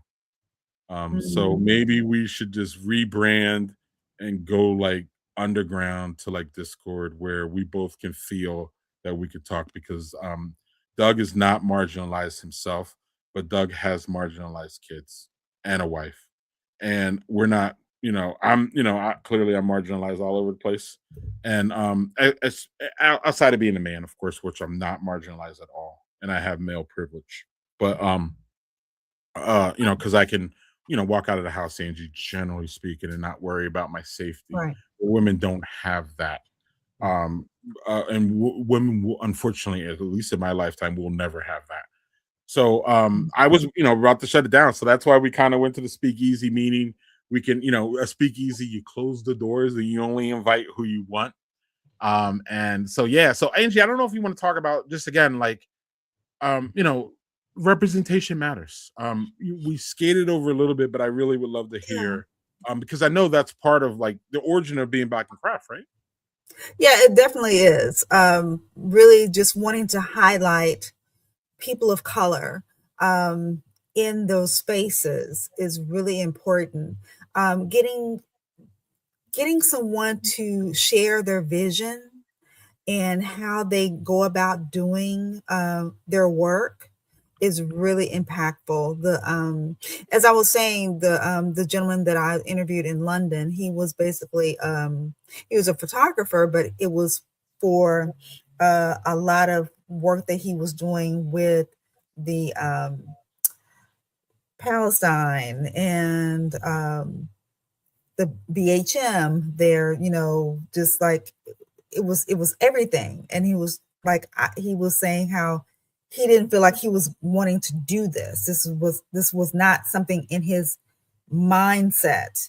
And to be a creative in that space of photography, showing very picturesque moments of people that are dealing with violence, and capturing that and seeing the anguish or seeing the frustration or seeing the resilience.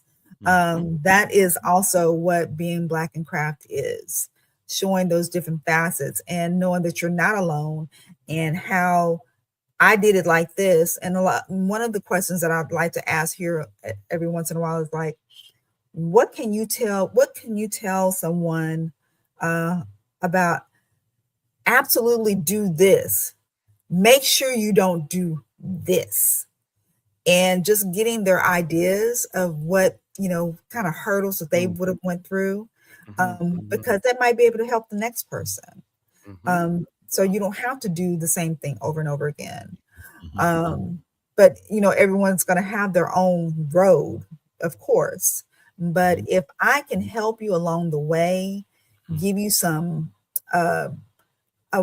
like a workbook or a playbook of sorts, that's really what is important. That's, also what NB2A is supposed to be. It's supposed to be that network of people.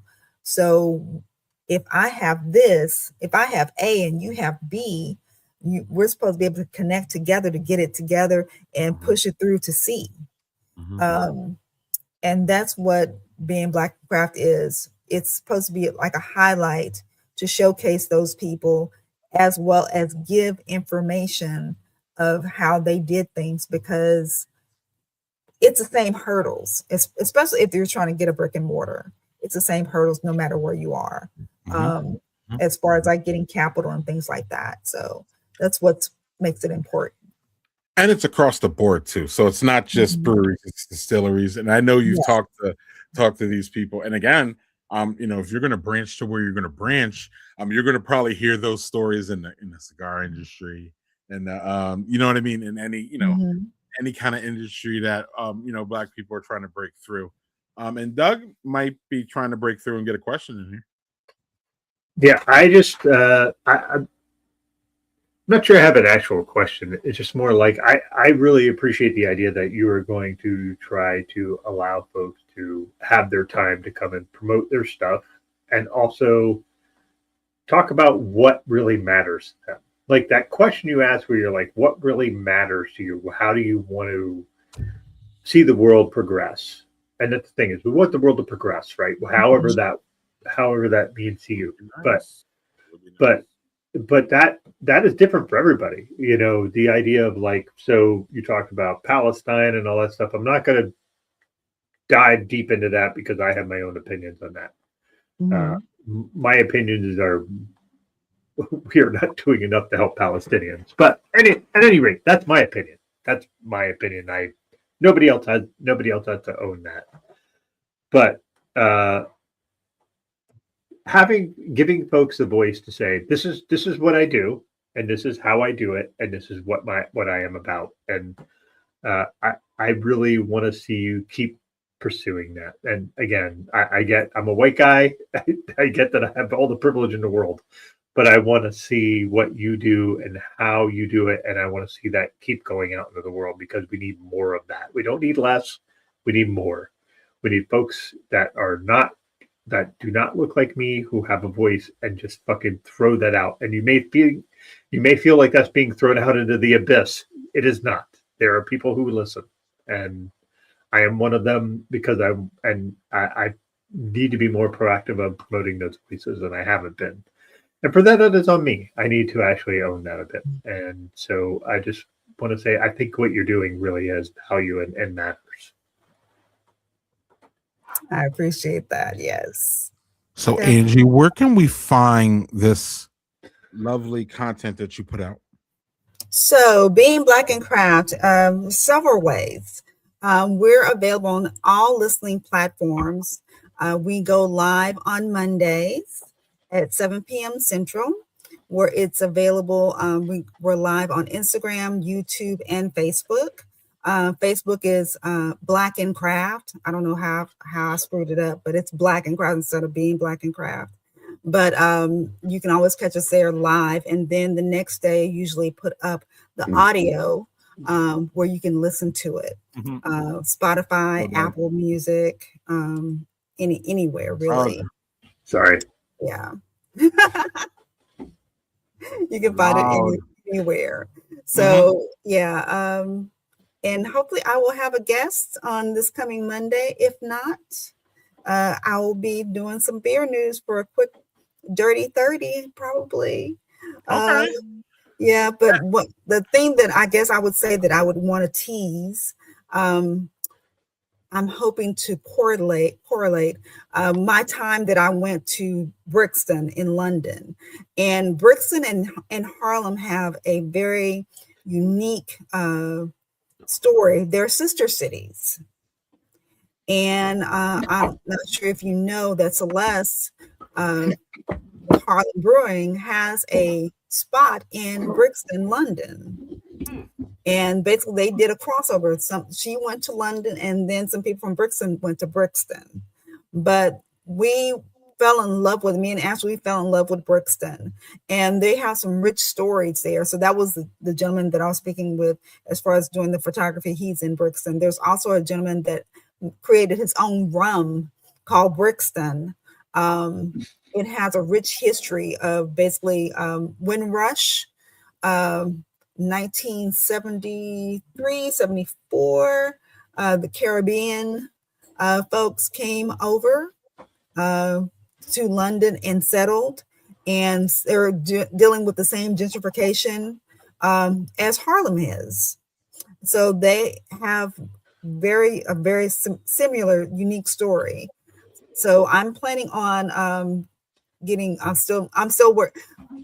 She's going to be my Marcus. It's so interesting. It's like, so Miss Celeste knows me, but I still have to kind of go through the ropes. Like, okay, now you are, and what are you doing again? So I have to kind of get her warmed up to get her back on the show. But she is get her back on the show again to talk about what she's doing with her book that she did, Harlem Brewing, how she's navigating North Carolina and Brixton and stuff. So that's what I'm planning on doing. Hopefully I'll get it all squared away by June. So I'm going to be doing some that definitely it's going to be some solo entries because I did a lot of research on it. Excellent. One of the things that jumps off at me is that Doug probably heard this. I heard this too. Sometimes they're like, yo, why don't you just get Chuck Wendet back on? Like, you had him on first. And it's like, it is literally not that easy. No, it is that. No, right. Sometimes you have to work for that second appearance, Angie, more than you had to work for that first. Yeah. And sometimes it's just timing, if that makes sense. Sometimes it's like, boom, yes, Friday, cool, let's go. Sometimes it's like, man, I am busy. Whitney is a great example. We've had Whitney on 3-4 times, Doug. She is always trying to open, but Whitney, come on, she loves us. We love her. But then, she has stretches of like 6 and 7, 8 months where she's just on a set, Angie, and she just can't get out, and she's just busy. You know what I mean? And Doug and I, there have been times back and forth. I'm like, Doug, don't even leave Whitney alone, Doug. Like, stop it. Like, or sometimes like we, and back and forth. You know what I mean? So like, that's always a struggle. And so, yeah. And also too, I say this a lot for us when we're not on, y'all, we have, and Angie has now, Angie has thousands of content hours out there. Doug and I have definitely thousands of content. You know what I mean? So if Angie, doesn't, jump on a Friday or on a Monday or something, please go back to her archives. There's many, we go live, y'all, and I think sometimes people just think the live is, go back 2 years, go back. It's just a lot of Angie stuff, in my opinion, is evergreen. Yes, y'all talk about, sometimes current events, but some of these people are doing the same thing now that they were doing then. And even then, there's always a good story behind it, So even if it's not, even if they moved on, because a lot of our people do move on. We talked about Marcus, but going back to talk to Marcus, or going back in that time capsule to talk to Marcus when he was at Weathered Souls, is definitely going to be a different Marcus than you're all going to see here in May. Does that make sense? He's dance and all that, and that's always nice to go and have a look back. It's always nice. And again, most of Angie stuff is evergreen, y'all. So y'all need to really get on being Black and Craft. And with that being said, Angie, do you have something to say? I was gonna say, if you really want to listen to something that's really hilarious, is catch myself and Brianna when we did Hood Drinks. We did a series of Hood Drinks, and we drunk them. There we go. Yeah, baby. Yeah, and our audience loves Brianna. I don't know if y'all know this, and I don't know if Doug knows this, but views are always up when she's on. So literally always up. So that's great. So before we go here, real quick, we do this.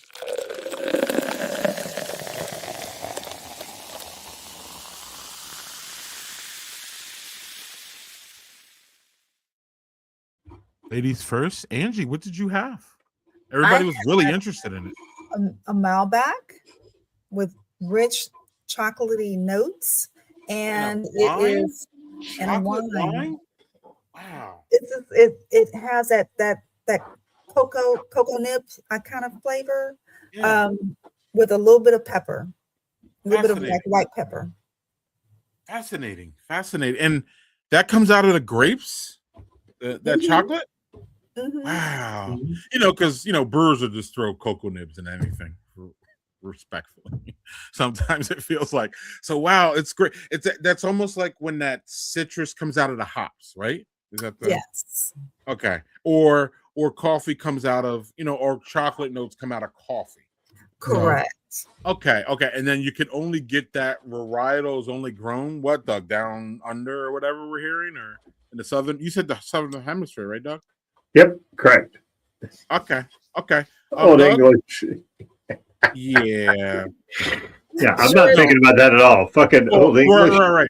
Daniel, you can think about that. Doug, we're gonna think about what you had tonight. Yeah. So I'm gonna go in order of what I liked. So this was not great, not terrible. This is a Dubai chocolate stout from 6 Point.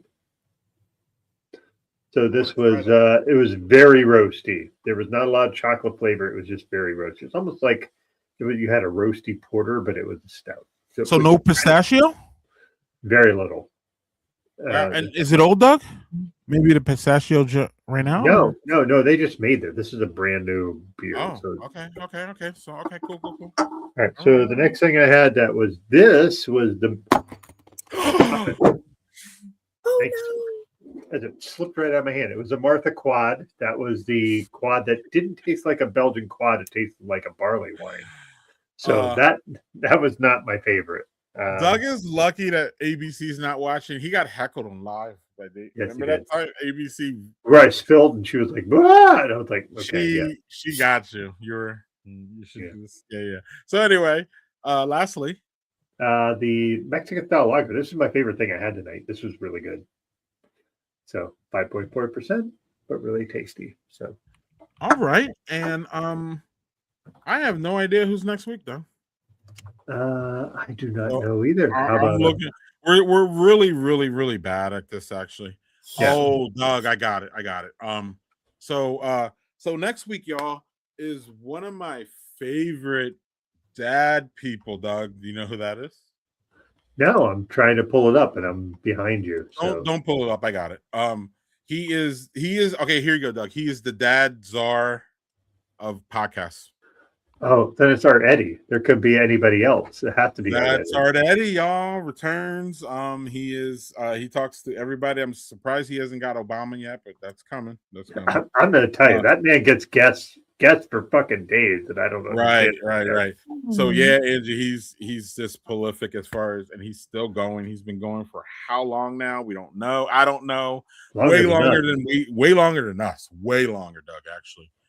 So that'll be fun next week. And Art is multidimensional. I'm literally just throwing him in a box as a dad podcaster. He's sneakers and all kinds of culture, cultural things and Star Wars and stuff. So it's gonna be great. But yeah, he's fun. And he's just a wonderful, great human, and he supports me personally just really hard.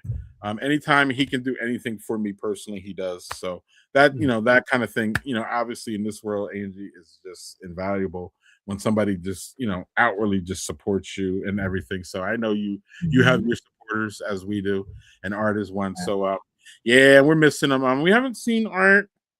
I don't know. We see him like once or twice a year. So we'll see Art next week. But so we'll get to Art next week. Angie, we just want to thank you. We will go out with Angie. And Angie, please just keep striving and killing it. And we will see you in Nolans. Nolans, baby. The city on, what is it? I don't know. We will city with great food. That's all we get. City of great food. Right. Yup. Oh yeah, they're coming in, Angie. They're coming in. Yeah. We love Angie. Oh yeah, flannel fest. I'm gonna be wearing my flannel. It's gonna be cold. Oh, look at this. Oh yeah, you'll see April there too. Nice. You've had April on, right? Yes. Okay, right. April. Yeah, that'll be fun. Oh, I missed me some April. I missed her last year. Give me a good April hug. And Doug, I can't wait. So we are getting out of here. It's been excellent. Angie, thank you for being here. We will talk to you soon. We will come. We'll get you back for an update. And stay safe out there, and keep pushing the bean black craft. Yeah. All right. All right. Cheers. Thanks, Angie. Bye.